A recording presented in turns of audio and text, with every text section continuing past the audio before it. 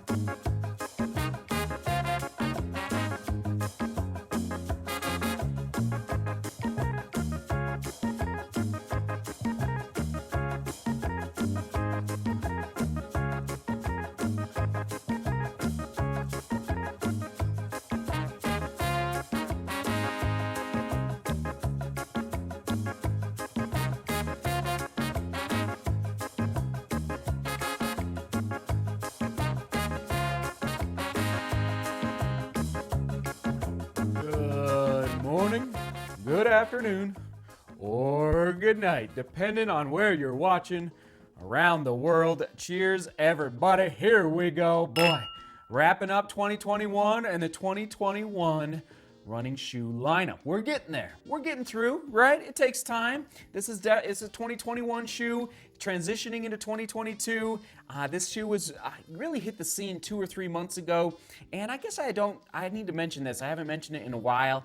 I don't watch any other running shoe YouTubers as far as their reviews before I review a shoe, because I don't want their opinions to impact my opinions, okay? Same with blogs and websites. I go out and run, I test, I feel, I listen to the gait cycle, the foot strike, my biomechanics, what's happening out there on the trails, and that's how I do it. And then sometimes when I have time, I'll go, actually I will with this shoe because I'm curious to hear what other people are saying, because you're gonna hear my thoughts here in a second, and they're not so good, just so you can probably tell by the title of the vlog. So also one last point. Oh, actually, let's just dive in. I think that was all I wanted to share. Oh yeah, the name of the shoe. Oh my mites. The Adidas Terrex Agravic Ultra. I'm just like, can we really simplify the name of these shoes here? Just a little bit Adidas. Oh my. Here we go. Twist test.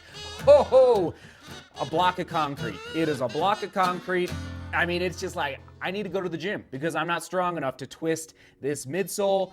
I'm not sure what's the thought process behind this midsole. Adidas, all right? Help me out a little bit. Man, it is rough. It's like not twisting at all. The geese are dive bombing off the screen today. That is for sure. Okay, here we go. Actually, let's turn on the scale, put it on the scale. 8mm drop, 38 in the heel, 30 in the forefoot. So a high to maximalist type of drop there. And let's go. And stack height, 11 ounces in my size. I had actually like 10.8 on another scale, but anyway, we'll call it high 10s, not good. Low 11s, not good in my size. I think the last shoe that was the Ultra Olympus 4, I think it was over 11, like 11.2-ish. Does anybody remember? So this is a very, very heavy trail training shoe. Did I mention it's a neutral trail training shoe? Okay, moving on to that upper. Here we go. Open mesh with abrasion resistant weldings. And I gotta say, I actually like them. Breathable toe box, but these overlays here through the toe box, I think they're placed well and designed well and are gonna keep decent amount of grit out, but the toe box is so breathable, you're definitely going to get water in there if you're going over a course that has a lot of water. So, and I guess I will say though, because of those weldings, I'm not sure how well the toe box will drain if you get water into that toe box. So be aware of that. The tongue is not gusseted, but the lockdown is not horrible, just so you're aware, okay? It was okay. Like, I felt pretty secure, partially because this upper is built like a tank. Oh boy, here we go. All right, here's where we start to go a little downhill, everybody. Oh, really downhill. So let's do the heel counter. Stout, rock-like, stout, rock-like. I mean, just, really rough. And I actually almost stopped running and hiked home on today's run. By the way, that's what I was going to mention. The drone, the footage today is not as exciting because my GoPro froze, the GoPro 8. It was really cold out, and so it doesn't do well in cold weather. Also, the drone hit a tree, but it's okay. I fixed it. So anyway, that's the situation. That's why the footage is not quite as spicy today. But I almost stopped running because the collar of the shoe felt like it was cutting into my ankle in a big, big way. And it was bad. And I'm surprised I actually didn't have like blisters on my ankles. This is the collar of the shoe.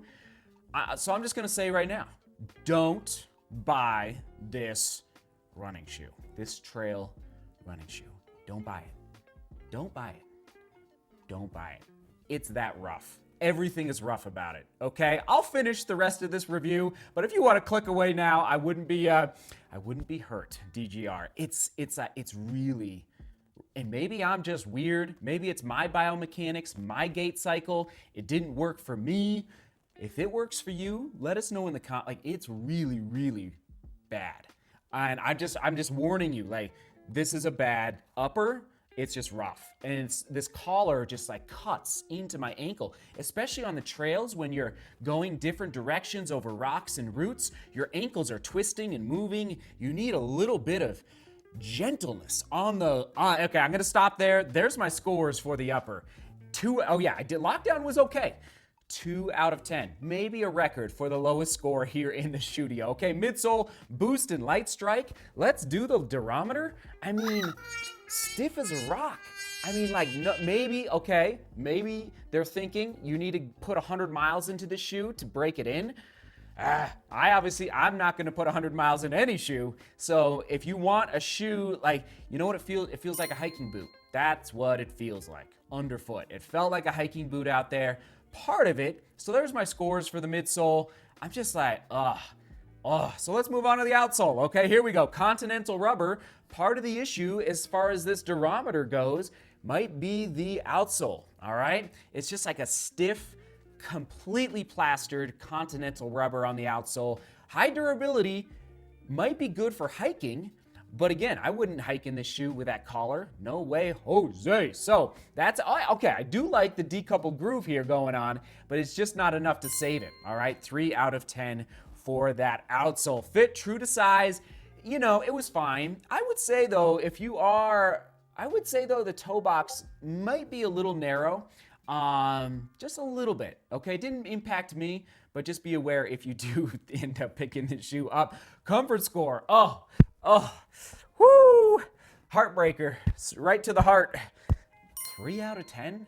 I mean, it is, I probably should have given it a 1 out of 10.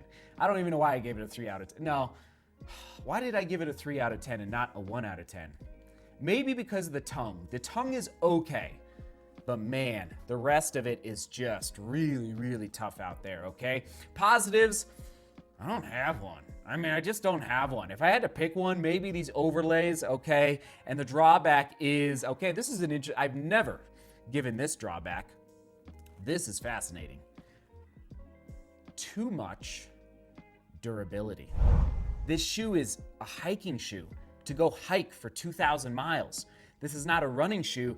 That's interesting. It's too well built. It's too strong. It's too stout. It's too tank-like. Okay, so there you go. That's my drawback. It's like too much. All right, here we go. Durability prediction. 1,000 miles of running. All right, if you can get past the collar and you don't mind a shoe that's just like not forgiving underfoot, then yeah, I think this shoe would go at least 1,000 miles, at least, okay? But we got to figure out this collar here. I don't know what's going on, okay? How will I use this shoe? Definitely a relegation. Who is it best for? Again, you want to buy one shoe? I'm telling you, this could work for someone who only wants to buy one trail shoe for a year, maybe 2 years, but then you can overcome the collar. All right, there you go. And on to that price point, $160, okay, 6 out of 10. And the reason it's not 4 out of 10 or 3 out of 10 is because It's how many miles you'll get out of the shoe compared to the price point. Okay, so I think you will get many, many kilometers, many, many miles out of this shoe. Other shoes to buy, it's reminding me of the Olympus 4 from Ultra and the La Sportiva JACKAL. Okay, the La Sportiva JACKAL. All right, here we go. Shoe quick specs for the Adidas Terrex Adidas, see, even the name, the Adidas Terrex Agravic Ultra. One more time, 38 in the heel, 30 in the forefoot. There's the weight, one more time, open mesh. And again, that toe box isn't bad. It's gonna be breathable, okay? Midsole boost and light strike combo, but man, whew, it's just not forgiving at all through that thumb test, everybody. And that relegation score, oh my, whew. This is a record. This is a doozy. 4.7 out of 10. Didn't even get into the fives. That has never happened. I don't think we've ever gone below 5 before. So that's where we're at, everybody. Okay, Danny J, you get the comment of the day. Danny says, thank you, Seth. These Matrix vlogs really are game changers. Talking about the trail running shoe matrix specifically. This just helps us so well to make informed decisions about our shoe purchases. Less time wasted shopping, more time spent enjoying the trails. I pre-ordered the Salomon Ultra Glide and it's set to ship today. Very, very excited. Danny J, thanks for being a member of the channel. You get the comment of the day. And there's my thoughts. That it just, whew. I will put this in the Matrix coming up, but man, whew, it is a tough. It would be, you know, it would land in the trail running shoe Matrix, which is what we're gonna toss it to. It would land in the firm category, 100%. The firm landing which some people do enjoy. Okay, they do enjoy. And that question of the day, here we go. Just thinking about the future a little bit. What near future predictions do you have? What near future predictions do you have? So something in like the next 3 months, 6 months, let's call it no longer than like 18 months out. All right, so what near future predictions do you have? There you go. Onward and upward, we will toss it to 100% the 2021 Trail Running Shoe Matrix. 2021 Trail Running Shoe Matrix, right there, right there, right there. All right, see beauty, work hard, and love each other. See you tomorrow.